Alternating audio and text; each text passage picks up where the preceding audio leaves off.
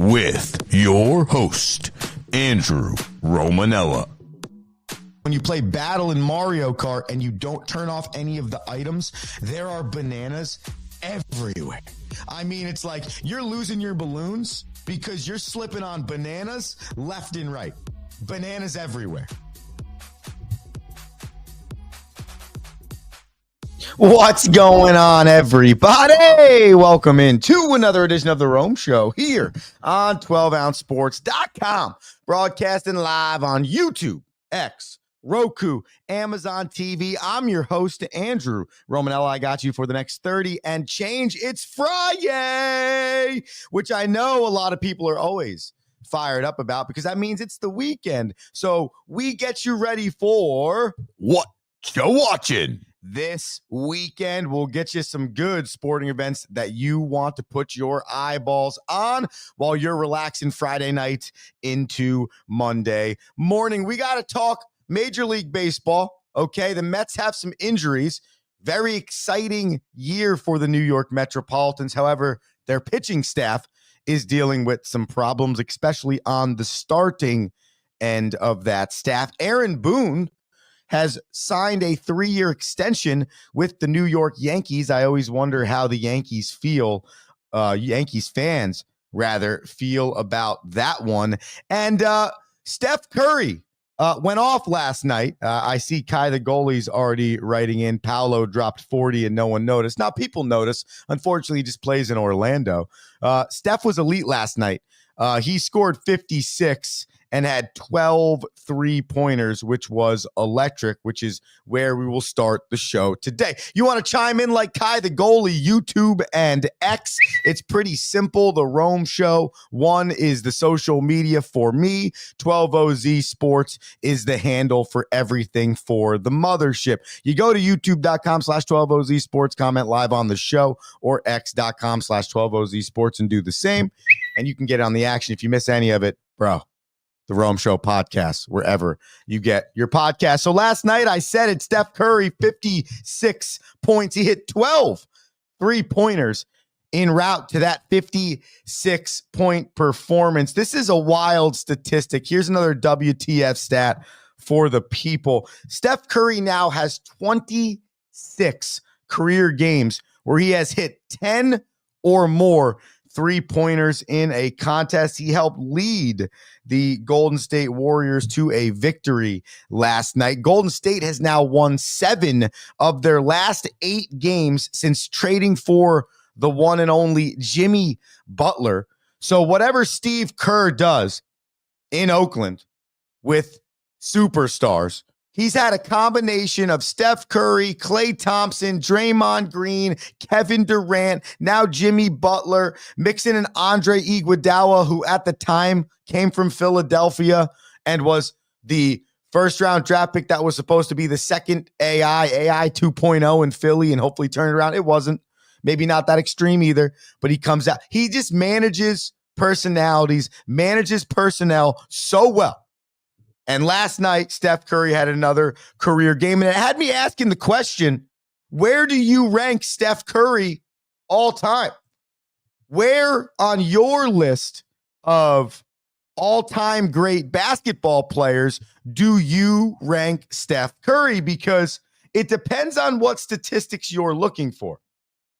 If you're looking for the statistic of 3-point leader in terms of 3-pointers made all time, it's going to be Steph Curry. He is nearly 1,000 more 3-pointers ahead of the next nearest player. He has 3,957 career 3-pointers made. The next closest player is James Harden at 3,101. Steph Curry is 7th all time in 3-point shooting percentage. If you were wondering why Steph Curry and Steve Kerr get along so well and why this relationship has worked over the course of the last 10 to 12 years, it's because Steve Kerr is the number 1 shooter all time from beyond the arc in terms of 3-point shooting percentage at 45% from beyond the arc. So Steph Curry, all time, 3-pointers,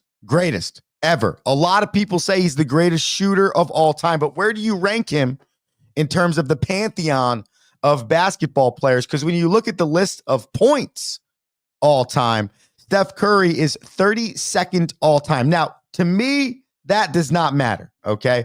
Because I'm a big person in terms of ranking a player based on the era and the way he changed the game. Like, to me, Steph Curry is a top 10 player of all time because of the way he changed the game of basketball.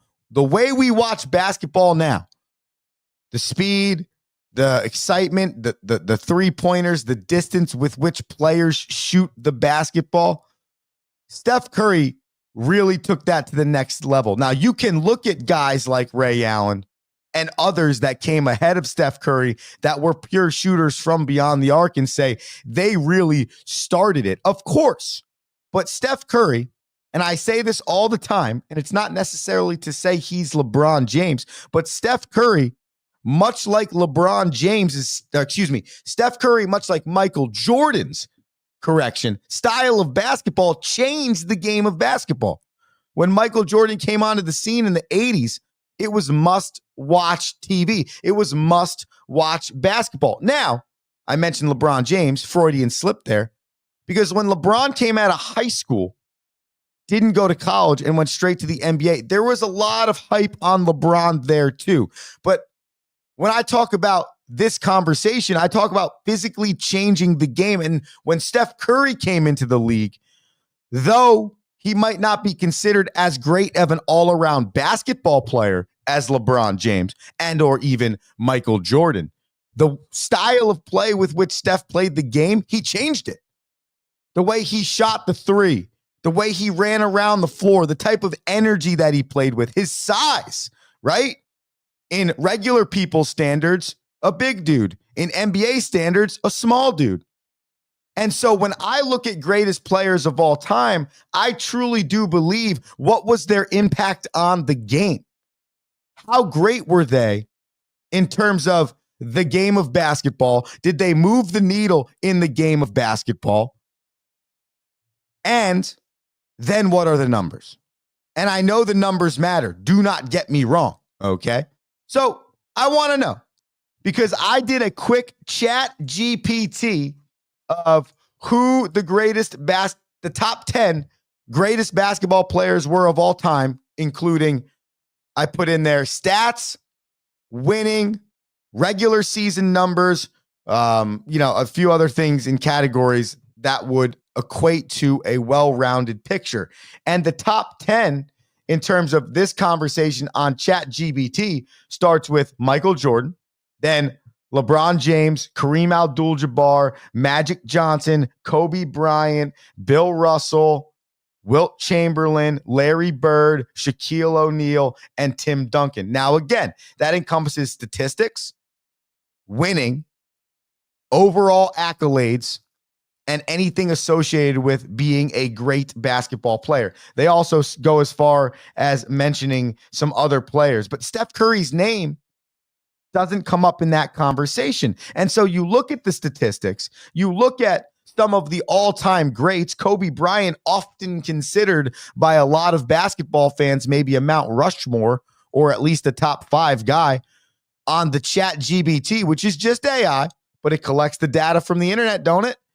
ChatGPT has Kobe Bryant's career statistics at around 25 points per game, around 5 assists per game, around 5 rebounds per game, shooting nearly 45% from the field and shooting 33% from beyond the arc. If you look at Steph Curry's career numbers, nearly 25 points per game, 6.5 assists per game, nearly 5 rebounds per game, a field goal percentage of 47.7, a 3-point percentage of 43.1, a free throw percentage of 91, steals per game 1.7. And now Kobe Bryant finishes with significantly more points, 33,643 than Steph Curry. And I think that's where that conversation changes. And I'm not saying Steph is Kobe, but when you look at the numbers, of Kobe Bryant, often considered a top 5 player of all time, and you look at the numbers of Steph Curry outside of the points, which if Curry plays another 4 to 5 years, he'll probably break the 30,000 scoring mark. And if not break it, he'll definitely come close because he's going to break the 2,500 scoring mark, 25,000 scoring mark this year. Okay. But either way, it just brought up the question yesterday, watching Curry ball, watching him score 56, go 12 threes from beyond the arc. You're saying to yourself, where do you rank this guy?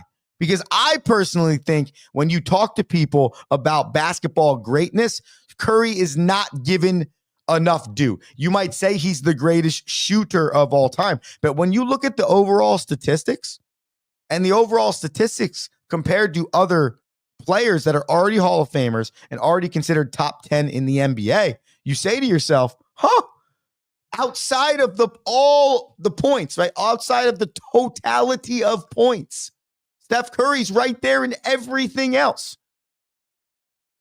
And you wonder, when his career's over, where do we rank him? Where are we going to put him? Where is he in the pantheon of greatness? Because I do believe he is top 5. Let me know what your thoughts are right into the Rome Show on youtube.com/12OZ Sports or X 12OZ Sports or the Rome Show 1. Let me know. Either tell me where you rank Curry all time or give me your top 5 or your Mount Rushmore, your top 10 or whatever. I want to know what you think basketball greatness wise. I'm going to go ahead and guess that all of my older heads are going to say Michael Jordan, right? People that were teenagers in the 80s and 90s and are going to say MJ. And I'm guessing all of my young heads, people that are maybe 18, 22, 23, 27, they're probably going to say LeBron James. And I think the conversation of great basketball players of all time, or scratch that, I think the conversation of greatest athletes of all time in any sport come down to the generation. I think it comes down to the people watching the sport at that time. What do you believe about your generation of basketball comparative to other generations of basketball, right? Or hockey or football or baseball. I think the person judges their feeling on greats all time in a sport based on their generation of player. And it's hard, obviously, to go back on what you didn't witness live and say, how great was this player? You can watch video, you can rewatch games, you can do anything you want, but nothing compares to being in the moment, right? And that is where people determine what they believe the greatest of all time is. In the moment they lived, what they see. A lot of people my age are in the conflicted. I'm 34. It's like a little bit of MJ, but the back half of his career and the whole career of Kobe, the whole career of LeBron. I always tell people, I believe Kobe Bryant would be considered Michael Jordan had Kobe Bryant come before Michael Jordan. I truly believe that. With Kobe, I think you got Michael Jordan 2.0. And in theory, maybe he's not as appreciated. I mean, Kobe's obviously very appreciated. And by the way, RIP, anytime we talk about the greatest, one of the greatest of all time. But when you just flip those two careers, I think Kobe Bryant could have brought, if not the exact same energy and excitement to the NBA because the style of play was all mimicked by Michael. I mean, Kobe wanted to mimic every single thing that Michael did, then make it his own, right? Then make it his own. And the work ethic, the determination, the energy, the winning, just all the things mirrored Michael Jordan just after Michael's career. So the generation, how you watch the game, where the player came from comparative to your lifetime and what you did or did not see all factors into where you consider someone as the greatest of all time. So the Rome Show 1, all the social medias right in. We want to know your thoughts on where Steph Curry ranks, and hell, you can rank other things too if you want. Before we get to commercial break, last night on this same similar topic, I stumbled upon a documentary on, I think it was Netflix. Wherever it is, you got to find it, on Team USA basketball from 2024 Olympics in Paris. And the pressure that was coming from the world because the international scene of basketball has grown so much in the last 35, 40 years that it's no longer an easy road to dominance for the United States of America if they play their best players and they put their best team forward. In 2023, the United States of America lost the FIBA World Championships bronze medal game to Canada, and that was a very disappointing moment. In 2004, the United States basketball team won the bronze medal, and that was the only Olympics with which they have not won the gold in the 7 of their last 8 tries. And that was very embarrassing for the Americans. And this all started in 1988 when the United States of America wasn't using the best NBA players or the best players on our soil, and other countries were. And what happened in 92 is you got the dream team with Michael, Larry, Ewing, Pippen, and the gang, right? And in 2024, what people called like Dream Team 2.0, you got like the second coming of that. And this documentary really discusses the world's want to beat the United States in basketball because the United States is the inventor of basketball. You know, in a lot of these other sports, you know, we're playing their game that we brought to America. Not when it comes to American football, right? Not when it comes to basketball. Not when it comes to baseball. At least that's what we believe, okay? So when it comes to basketball, the belief is that it's such a popular game internationally because of what the NBA did to promote it and what happened in 1992 with the Dream Team, where the world up close and personal was able to see the best players the NBA has to offer and the players that everybody knew and was watching on TV or the shoes that they were buying. And it really made me think, why do we have to wait in our country when we talk about international team play, any sport? Why do we wait until we get beat across the way before we decide we're going to put our best foot forward? Why is it that the United States of America, especially in the sports that we know we can win a gold medal in, why is it that we don't put our best players forward over the history of time? Because what I learned from this documentary is that every other country cares about international competition way more than we do. They practice every summer. They bring the same team to back. They try and get these guys to play together for years upon end. And listen, we still might have won the gold. We still might have won 8 of the last 9 golds in basketball. But we've seen this happen in hockey before, where we weren't bringing our best NHLers or our best hockey players on our soil. We talk about this all the time in soccer.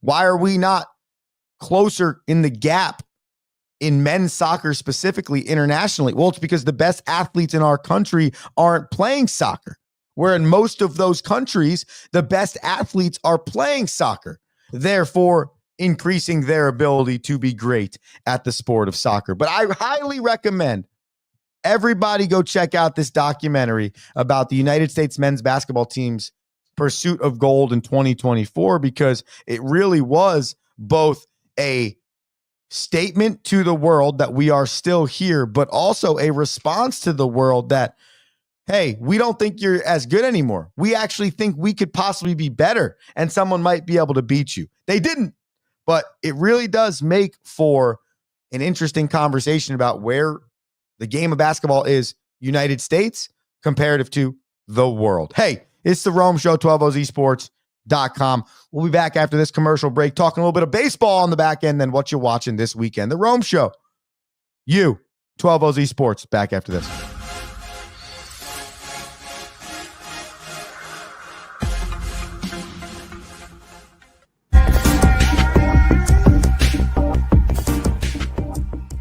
Welcome to MyBookie. You're ready to create an account and start making money, and we're here to help.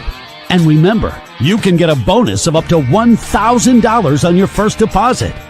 Now you're ready to bet. Just go to mybookie.ag, visit the sportsbook, click on your bet, and input the amount you want to risk or win in the bet slip. Yes, it's that easy. Just remember, At MyBookie, you play, you win, you get paid.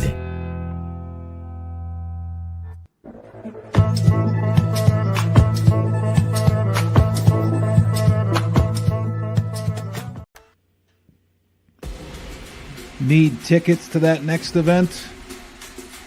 Well, at 12 Ounce Sports, we've got them with soccer anywhere in the world. Tickets to any venue, any sport. Want to go to NCAA or NFL football matches? We've got them. Yeah. Baseball at every level. Every Power 5 matchup is available. Don't forget, costumes and paint are optional. What's that? You want to go to Broadway? We have those too. Want to jam out? Every concert, every artist. That's right, at 12 Ounce Sports, we've got the tickets for less. 12ozsports.com/tickets. That's 12ouncesports.com/tickets.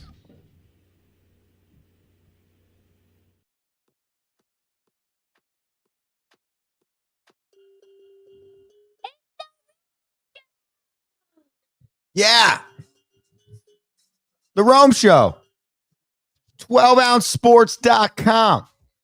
YouTube, X, Roku TV channel, Amazon TV channel. Find it anywhere you need to find it. And then hit subscribe so you don't lose it. And you can watch it every day. We're here at 7 a.m. I'm Andrew Romanella. We got about, 6 minutes left in the show. So a few things to get to. First and foremost, the New York Metropolitans, though a favorite in Major League Baseball this year, are dealing with some pitching injuries. As of right now, the starting rotation has taken a hit. Frankie Montas out 8 weeks. He's got a lat strain. And then Sean Monet is out a few weeks. My guess is about 3 to 4 with an oblique strain. You also already have Kodai Senga coming off of injury. And then you have signed Clay Holmes, who you're transitioning from a reliever to a starter. And then you have David Peterson, who is coming off a career year, a 2.90 ERA and 21 games started. But what looked like a team that was transitioning into a 6-man rotation to make sure they stayed as healthy as possible has now taken a few hits. And it's going to be interesting to see what the adjustments are. Now, you obviously talk a lot about the signing of Juan Soto and the re-signing of Pete Alonso. And then obviously you have Francisco Lindor, and you've brought back a lot of other pieces around your Alvarez's and your other young pieces. It's a good-looking offensive core. But the question has always been, what is the pitching staff? The question has always been about this Mets team. Will they hold up pitching staff-wise? Do they have enough in the bullpen? Are they good enough? 162 games. Are they good enough? Innings 6 through 9. Can they get through a starter coming out in the 5th? Can they close games? What are they going to be like late? Like, all of these questions have been on the docket. And though the answers kind of felt good because you felt good about Monet, you felt good about Peterson. Obviously, you like Senga when he's healthy, okay? You felt good about these pieces. You add Clay Holmes, who now will be a starter, and you thought, okay, we're in a good spot here, but you're not really deep, right? You're like the Knicks right now. You got 8 or 9 really good players, but that's it. And it might even be 7 once you shrink it in the most important games of the year. So I think if you're the Mets, your goal is to stay afloat for the first month of the season.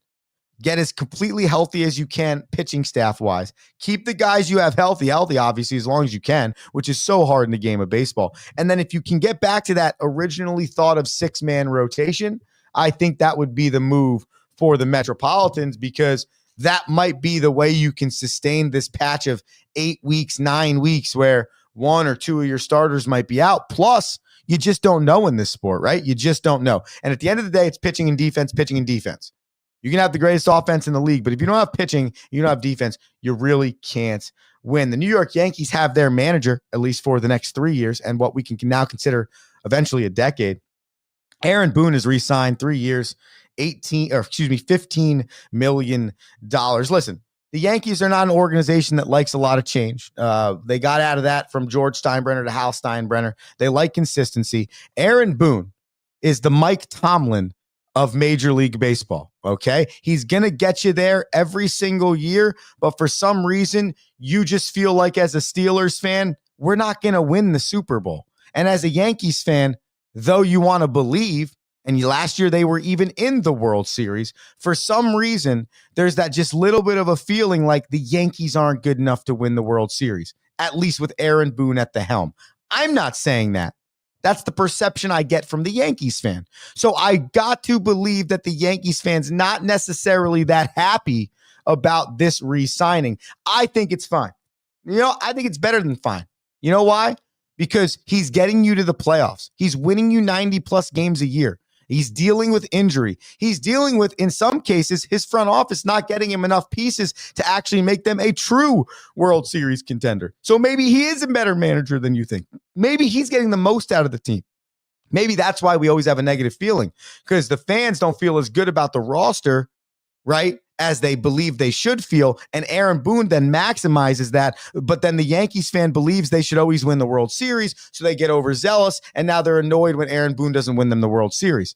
I have no idea if that's where it falls. But at the end of the day, to have a consistent manager that can win you 90 plus and have you competing for an ALCS and a chance for the World Series, sign me up as a Mets fan every day and twice on Sunday. All right, ladies and gentlemen, it is time to finish this show.